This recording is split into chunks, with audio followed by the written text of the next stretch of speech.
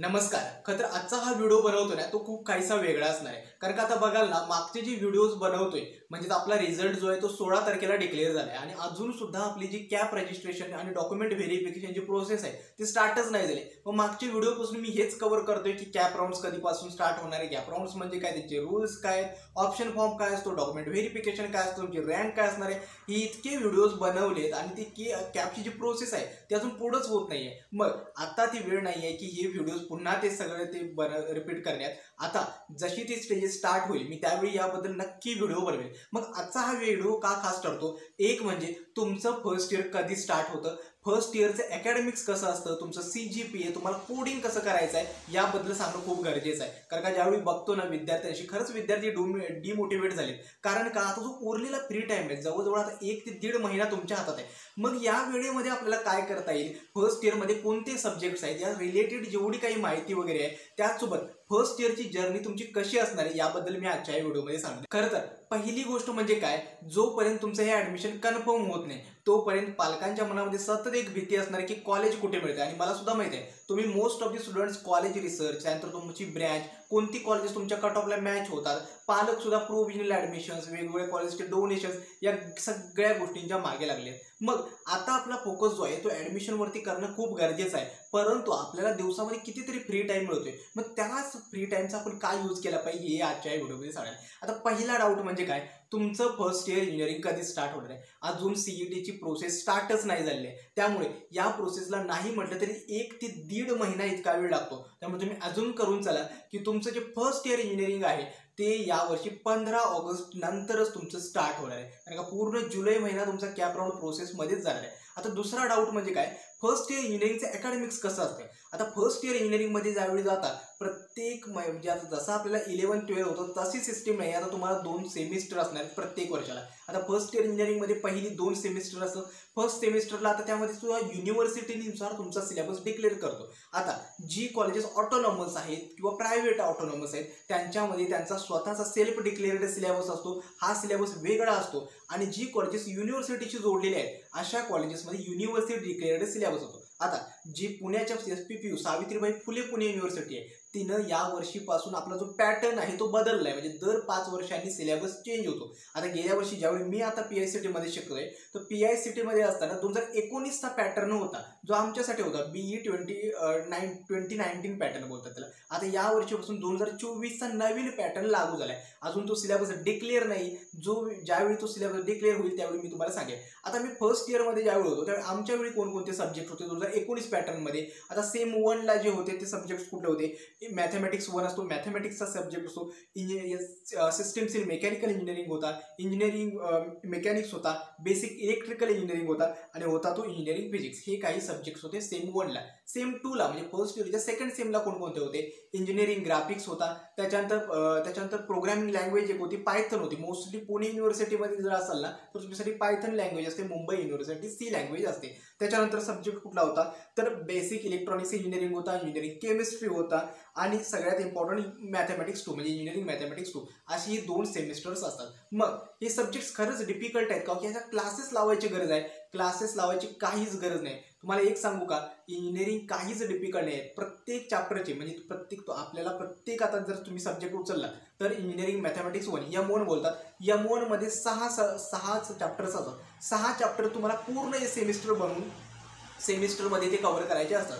मग जे आपली मिड सेम असते किंवा इनसेम एक्झाम असते त्याच्यामध्ये 2 चॅप्टर्स निघून जातात आणि उरलेली जी एंड सेम आहे त्याच्यामध्ये 4 चॅप्टर्स असतात. मग याच्यासाठी क्लास लावायची काय गरज आहे का? मुळीच नाहीये. तुमचा जो फर्स्ट इयर इंजिनिअरिंगचा सिलेबस आहे तो सगळ्या ब्रँचेससाठी सेम असतो. मोस्टली 12चा जो सिलेबस आहे त्याच्यावरती बेस्ड आहे. मॅथमॅटिक्समध्ये आता विचार करा, आपण इंटिग्रेशन वगैरे सॉल्व्ह करायचो. इंटिग्रेशनमध्ये आपल्याला माहिती नसायची कोणती मेथड यूज करायची आहे. परंतु आता सिलेबसमध्ये तुम्हाला मेथड पण दिलेली आहे आणि तुम्हाला क्वेश्चनमध्ये विचारलं असतं की हे क्वेश्चन जो इंटिग्रेशनचा क्वेश्चन आहे तो तुम्हाला ती मेथड यूज करून सॉल्व्ह करायचा आहे. सांगण्याचं तात्पर्य इतकंच आहे की इंजिनिअरिंग इतकी पण डिफिकल्ट नाही आहे, खूप इझीच आहे. फक्त तुम्हाला व्यवस्थित अभ्यास करायला पाहिजे. एक तुम्हाला इन्साइट सांगायचं काय, जर तुम्ही लेक्चर्स अटेंड करून ॲटलिस्ट घरी येऊन ती फक्त वाचलं तरी तेवढ्यावरती तुमचं पूर्ण सेमिस्टर जातं. नाहीतर आमच्यासारखं फक्त एक्झामच्या आधी रात्री दोन रात्री जाऊन अभ्यास केला तरी सुद्धा सेमिस्टर जातं. त्यामुळे ही काळजी तुम्ही करू नका की इंजिनिअरिंग डिफिकल्ट आहे, ही गोष्ट तुमच्या मनातून काढून टाका.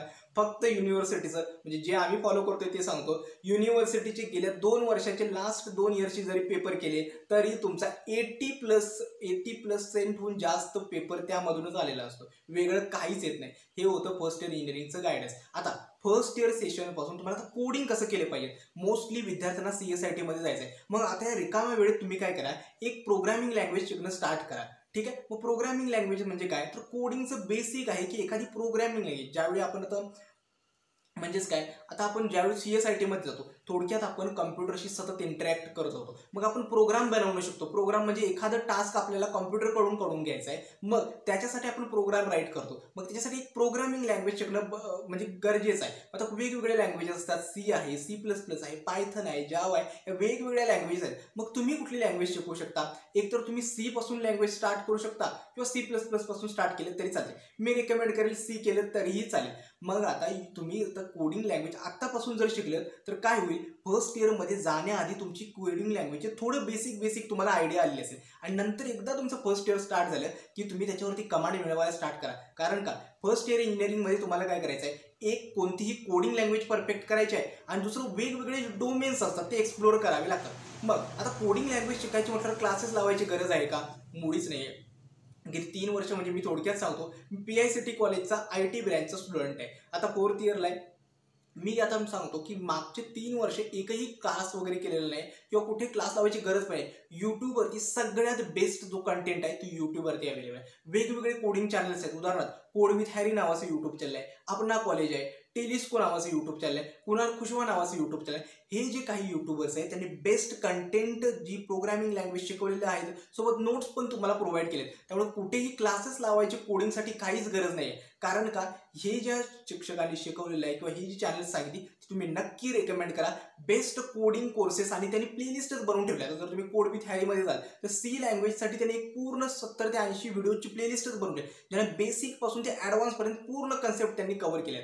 मग कोडिंग तुम्ही आतापासून शिकणं स्टार्ट करा. जो रिकामा वेळ आहे त्याच्यामध्ये कोडिंग वगैरे करणं गरजेचं आहे. आता कोडिंगसाठी फर्स्ट इयरला लॅपटॉप गरजेचा असतो का, कोडिंग तुम्ही फोनवर सुद्धा मोबाईलवर सुद्धा करू शकता. जे वेगवेगळे ॲप्लिकेशन्स आहेत जे लँग्वेजेसला सपोर्ट करतात ते सुद्धा आहेत. फक्त प्रॉब्लेम कुठे येतो, आता लँग्वेजेसचा जो सिंटॅक्स आहे तो थोडा कॉम्प्लिकेटेड असतो. मोस्टली जावा लँग्वेजमध्ये सिंटॅक्स जो आहे तो खूप कॉम्प्लिकेटेड आहे. मग तो सिंटॅक्स टाईप करताना तुम्हाला एरर होतात. आपण चॅट मेसेजेस सहज टाईप करतो, परंतु इथं कॉमाज यूज करावे लागतं, कोलन्स यूज करावे लागतात, ब्रॅकेट्स यूज करावे लागतात. मग हे सिम्बॉल्स किंवा हे जे सिम्बॉल्स आहेत ते यूज करणं थोडं डिफिकल्ट झालं टाईपिंग. मग फर्स्ट इयरला लॅपटॉपची गरज आहे, परंतु हट्ट करू नका की मला आत्ताच लॅपटॉप हवे पालकांकडे. कारण का तुमच्या पालकांना आता कॉलेजची फीज मॅनेज करायची आहे, तुमच्या हॉस्टेलचा खर्च, राहण्याचा खर्च, इतर खर्च, या सगळ्या गोष्टी तुमच्या पेरेंट्सला गरजेच्या आहेत. मग फर्स्ट इयरमध्ये इतक्या लवकर पण तुम्ही हट्ट करत बसू नका की मला लॅपटॉप आत्ताच हवाय.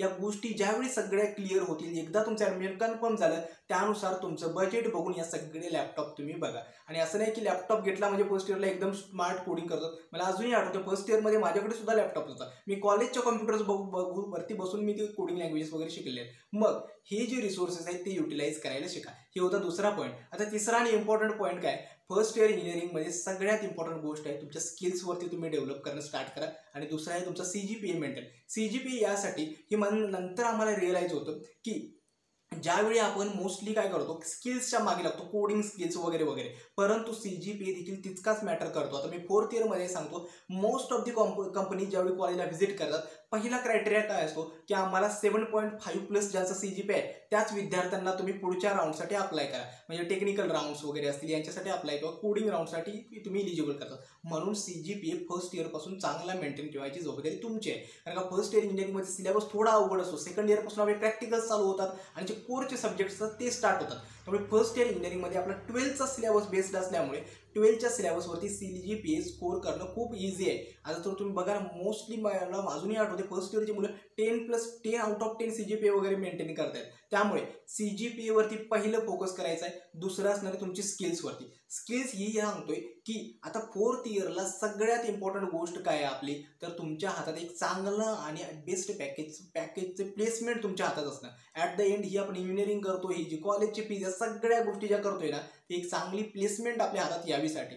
त्यामुळे ज्या विद्यार्थ्यांना आता फर्स्ट इयरमध्ये स्टार्ट केला, पहिला आपण स्किल्सला डेव्हलप करायची, प्रोग्रामिंग लँग्वेज एक बेस्ट परफेक्ट करायची, वेगवेगळ्या गोष्टी डेव्हलप करणं स्टार्ट करायचं किंवा म्हणजे एक्सप्लोर करणं स्टार्ट करा. डेव्हलपमेंट काय असते, ब्लॉकचेन काय आहे, या छोट्या छोट्या गोष्टी सिंपल तुम्ही युट्यूबला टाकलं ना, बेस्ट कंटेंट त्या टॉपिक्सवरती मिळतो. आणि ज्यावेळी गोष्टी तुम्ही स्वतःहून शिकायला लागता ना, ते खूप बेटर राहतं. कारण का तुम्ही स्वतःहून या गोष्टी एक्सप्लोर करायला शकता की कुणीही तुम्हाला सांगण्याआधी तुम्ही स्वतःहून काहीतरी नवीन करत असता.